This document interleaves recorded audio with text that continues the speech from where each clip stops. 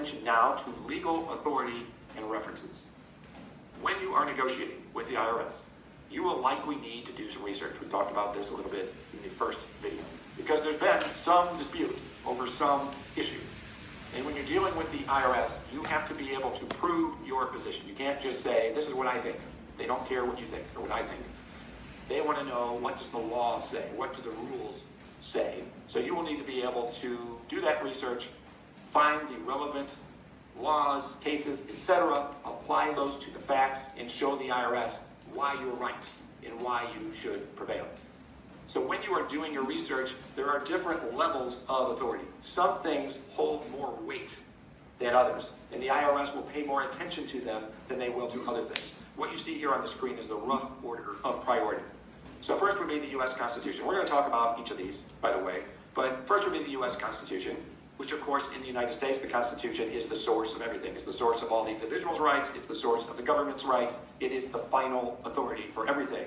However, as a practical matter, when we're dealing with tax situations, we're not going to be referring to the Constitution very often. So next on the list, and really the top dog of everything, is the Internal Revenue Code. So that is the tax law. Then you can see these other things: Treasury Regulations, legislative history, case law, and so forth. So these are all the authoritative sources.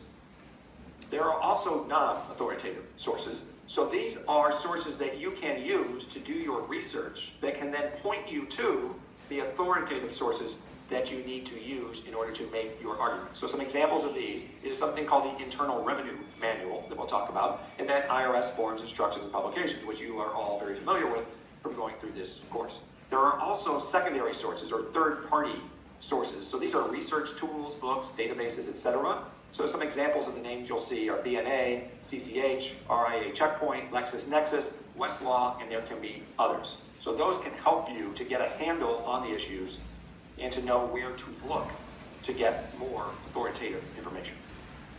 So let's look at each of these. So we'll start with the Constitution. You saw this back in part 1, but it is the 16th Amendment. It was enacted in 1913.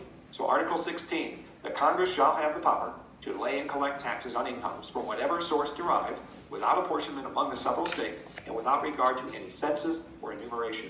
So what had happened was, Congress had enacted an income tax. The Supreme Court found it to be unconstitutional, so the 16th Amendment was added to the Constitution. But as we said before, as a practical matter, you're not likely to be citing the Constitution when you are in front of the IRS negotiating for your client.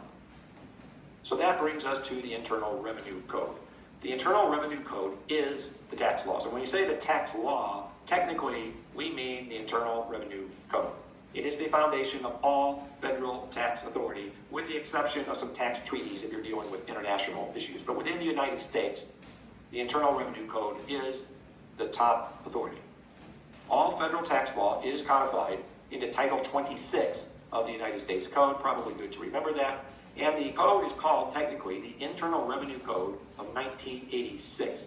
So every few decades, there's a major overhaul of the tax law, and they will rename it. And so the last time they renamed it was back in 1986. Trivia question: what was it before it was the Internal Revenue Code of 1986?